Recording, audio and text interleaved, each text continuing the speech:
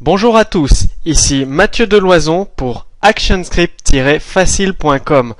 Donc aujourd'hui, dans ce cours en vidéo, nous allons voir le format XML, c'est-à-dire comment charger et lire un fichier XML en ActionScript 3.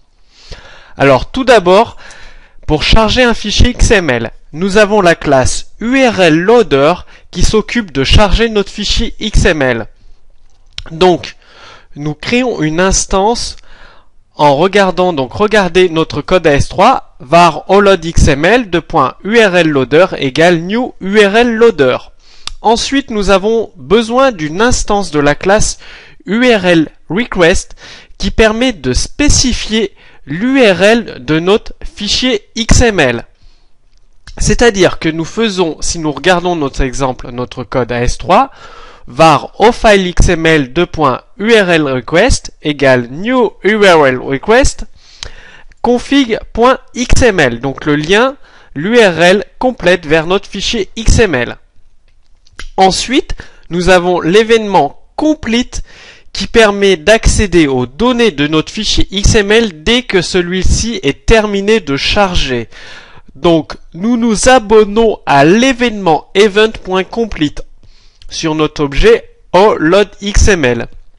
Pour cela, en ActionScript 3, nous faisons un allloadxml.addEventListener sur event.complete, la fonction allloadxml_complete.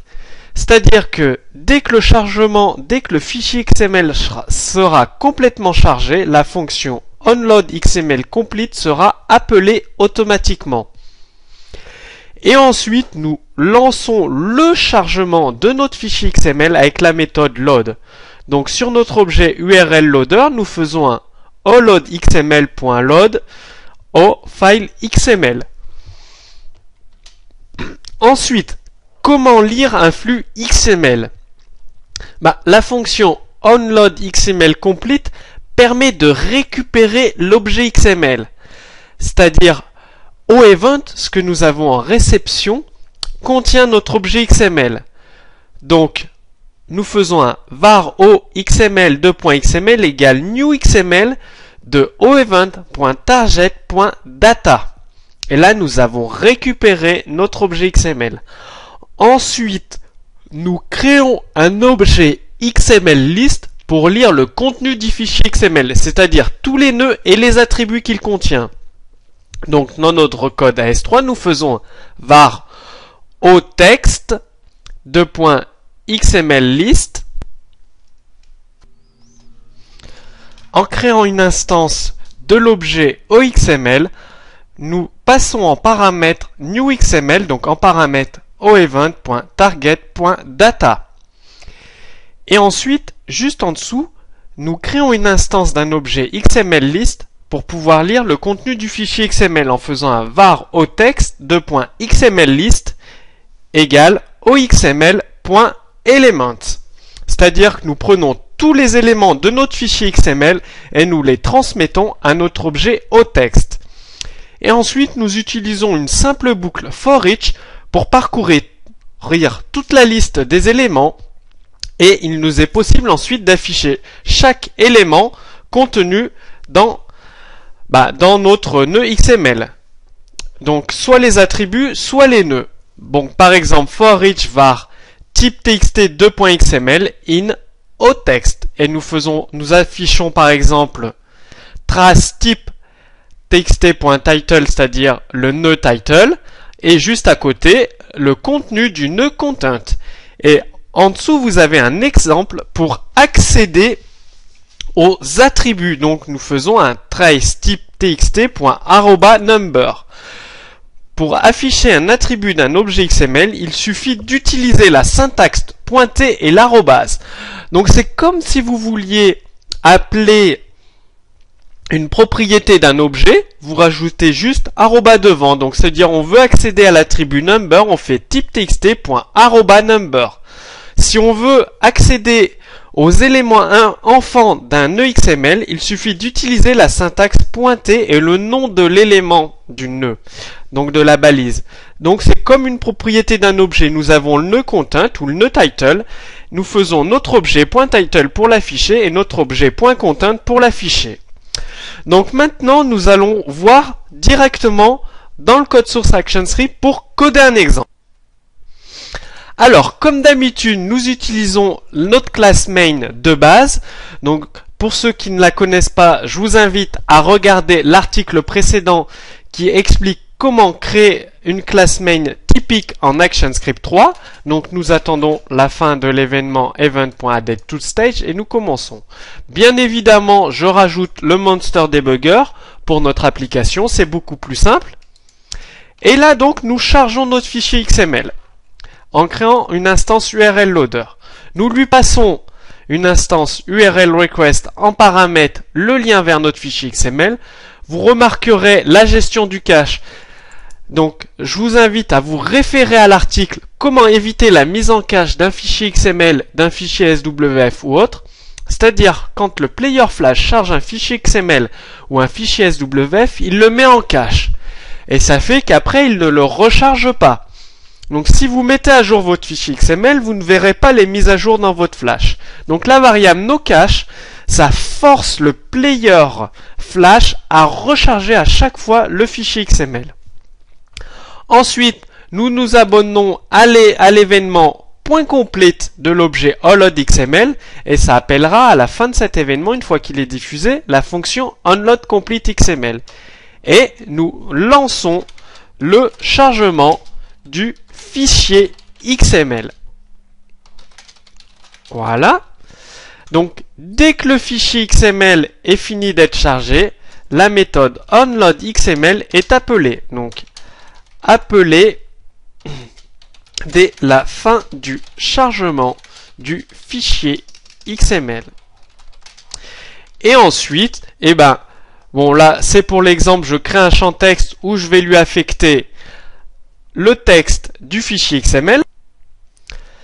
Ensuite, une petite fonction de random, donc je lui passe la longueur, le nombre d'éléments, donc de nœuds dans le fichier XML, et je lui fais un random pour sélectionner un texte aléatoirement à afficher dans mon champ texte. Là, vous avez des traces, des debugs pour le nombre, l'attribut nombre, le nœud title et le nœud content.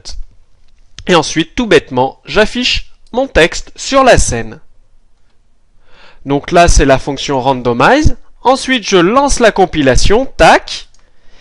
Et cela, donc je vais mettre juste en dessous Monster Debugger, le flash, voilà, je fais un petit clear et je recharge mon flash.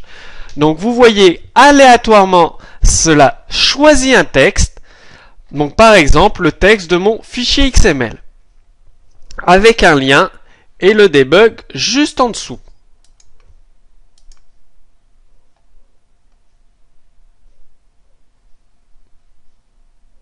Je vais vous montrer le fichier XML, à quoi il ressemble, parce que c'est vrai que je ne voulais pas montrer. Donc, bon, j'utilise FDT parce que j'ai une préférence. Donc, voici le contenu du fichier XML. Je spécifie l'encodage en UTF-8, mon nœud config et mes nœuds texte, avec son numéro dans l'attribut number, son titre et son contenu. Remarquez, très important, l'utilisation de la balise cdata, ici et ici, qui nous permet de mettre des balises HTML à l'intérieur. C'est très important. Si vous ne mettez pas les balises cdata, le player Flash, quand il va analyser votre fichier XML, il prendra ça BR, B ou A pour des nœuds XML et donc vous ne les verrez pas s'afficher à l'écran. En tout cas, le contenu. Donc, pensez bien à utiliser la balise cdata et à mettre à l'intérieur de cette balise toutes vos balises HTML. Donc, un autre texte. Vous avez également sous FDT, pour ceux qui préfèrent la possibilité de créer un fichier XML directement avec l'outil intégré. Personnellement, je préfère utiliser cet outil-là pour avoir une meilleure vision. Il y en a d'autres qui peuvent préférer celle-là qui paraît beaucoup plus simple. Donc là, c'est la balise cdata. À l'intérieur de la balise cdata, vous remarquez qu'il y a des balises HTML. Ensuite, nous affichons, rechargeons notre flash. Et voilà.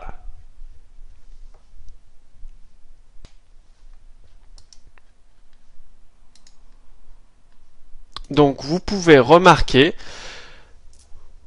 que le contenu du fichier XML est affiché aléatoirement dans notre flash à chaque fois que nous le rechargeons. Et juste en dessous, dans le debug, vous voyez tout ce que nous avons affiché. Par exemple, nous voyons l'objet XML list.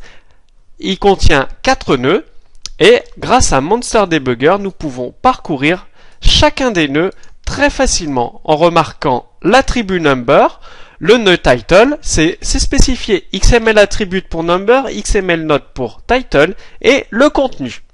Et avec XML value grâce à la balise cdata.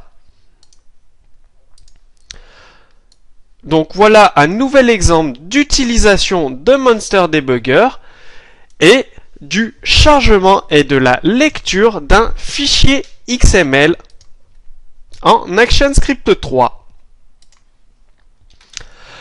Donc, je vous invite à comment vous effectuez la lecture d'un fichier XML en AS3. Est-ce que vous avez implémenté votre propre classe XML, comme dans Pixlr qui possède ses propres classes XML de lecture, de chargement d'un fichier XML.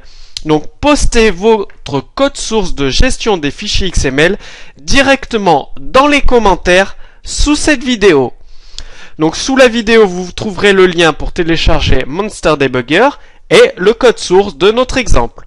Je vous dis à très bientôt pour un prochain tutoriel en vidéo sur www.actionscript-facile.com.